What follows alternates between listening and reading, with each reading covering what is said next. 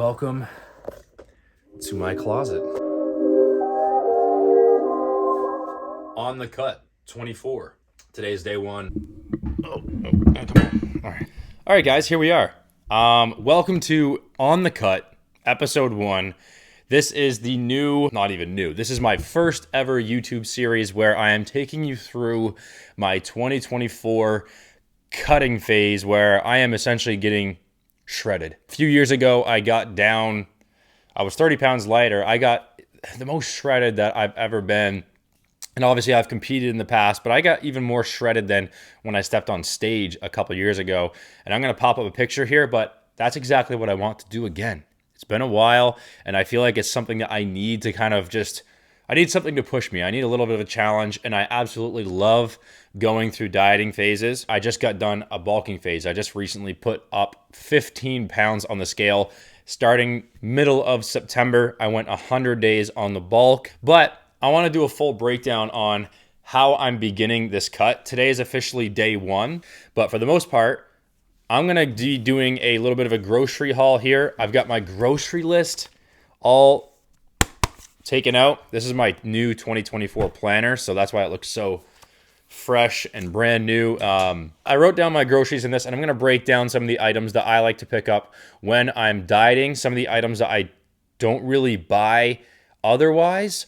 But a lot of the stuff really remains the same. And then I'm also going to be showing you guys some of today's workout. Okay, so let's dive into the grocery list. I don't want to be too long. I don't want these episodes to be crazy long because I want to keep you guys' attention, and hopefully you guys can get some value as well from this.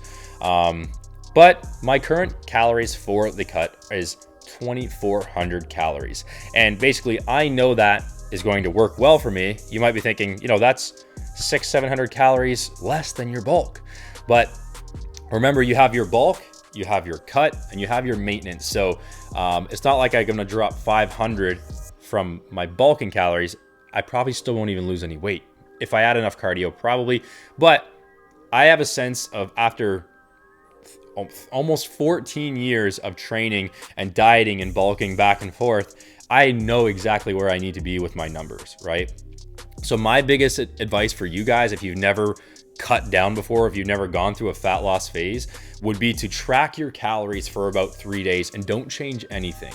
Get a sense of what you're eating on average. What are your current habits? How much are you getting for protein, carbs, and fats? And just see where you're landing at. And that'll give you a sense of what needs improvement, right? Maybe you were like, okay, I'm eating 3,000 calories. I've noticed that my weight hasn't changed in the last month, and my diet's been pretty much similar to this. So I'm going to just subtract, let's say 300 to 500 calories from that, mostly from your carbohydrates. And then that'll be a good starting place, right? So if I didn't know where to start and I tracked my calories and I'm like, I'm eating around 3,200 calories per day on average, kind of intuitively, I would probably drop it down to like 28 or 27 maybe, and try that for a week, maybe even 2 weeks, just to see how my body changes on that amount of calories. And then boom, just keep dropping until you get to a place where you notice that your body is doing, around a pound or 2 pounds per week.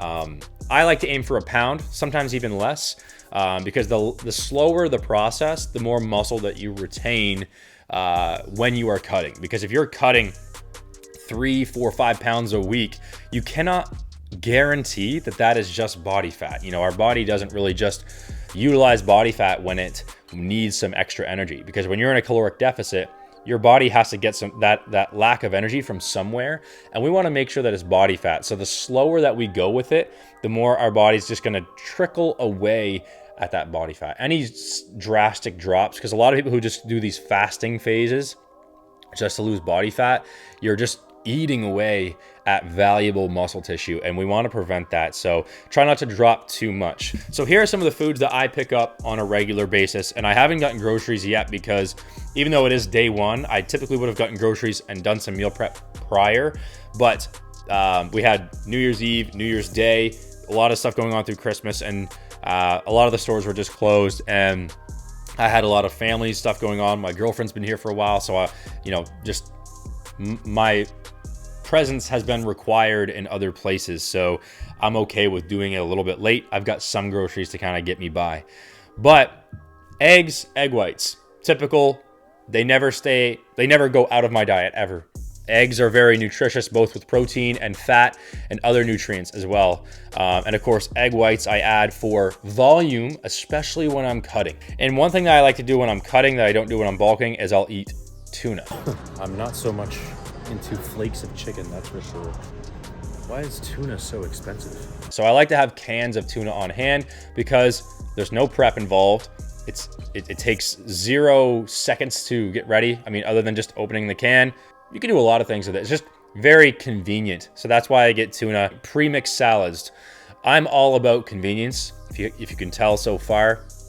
I like to make sure that I'm getting a variety of vegetables, and I find just getting those pre-mixed salad bags convenient for me. One of my favorite things, I know this is, maybe it's gonna seem weird, but I don't think it's that weird.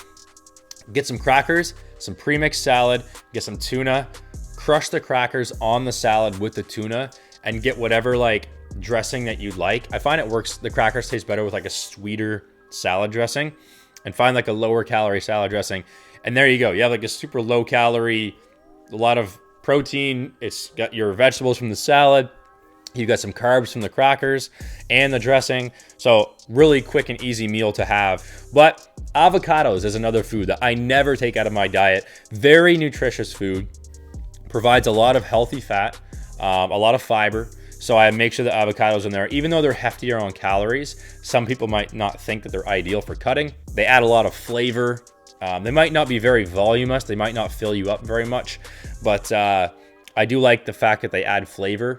So yeah, low calorie sauces are key. I like the G. Hughes barbecue sauce. Those are usually my go-to. Like I'll probably pick up 2 or 3 of those. I already have some in the cupboard, but you know, same with the salad dressings. I like to go for the Calorie Wise Craft brand. They're not all the way down to 0 calories, but you can still get an extra 2 to 3 tablespoons out of it for the same calories as like the full on regular dressings. I recommend that.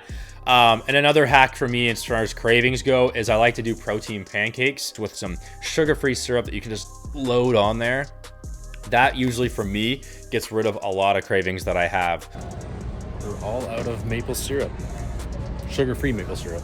Now, I make sure that I get some kind of red meat in my diet. So whether that's ground beef or steak, very nutrient dense, very high in protein, but also, there's some fats in there that are very valuable as well. I want to make it known that like you need at least 25 or 30% of your calories to come from fat, right? Because there's a lot of vitamins, a lot of hormones depend on fat in your diet. So you cannot just cut out all these fats to achieve your deficit. And beef and steak fill you up. I also like to pick up some cauliflower rice to add with white rice or as an alternative for like lower calories. Like let's say, you kind of went heavy on your breakfast and, you're looking at your calories left for the day and you're like, I don't really have many carbs left.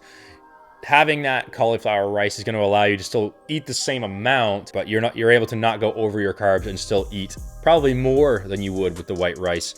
Another hack that I do is peas and corn. I pick up frozen bags of peas and corn to add to my rice as well. So you get all the volume. They add in a bunch of fiber as well, which is still important. So that's one of the hacks that I like to do. Plain Greek yogurt, another protein source. You also cannot forget classic Diet Pop. Those are some of the basics. I didn't list everything because I didn't write everything down because like I say, I have some groceries in there. I don't really need everything. But yeah, anyways, guys, thank you for tuning in to episode 1. I know today I'm just kind of sitting here and talking and taking you guys through my workout and through the groceries and stuff, but hey, it's a start. I really just wanted to break down how I'm going about the diet. So hopefully this helps you. On the cut. I'll see you guys in episode 2. Peace.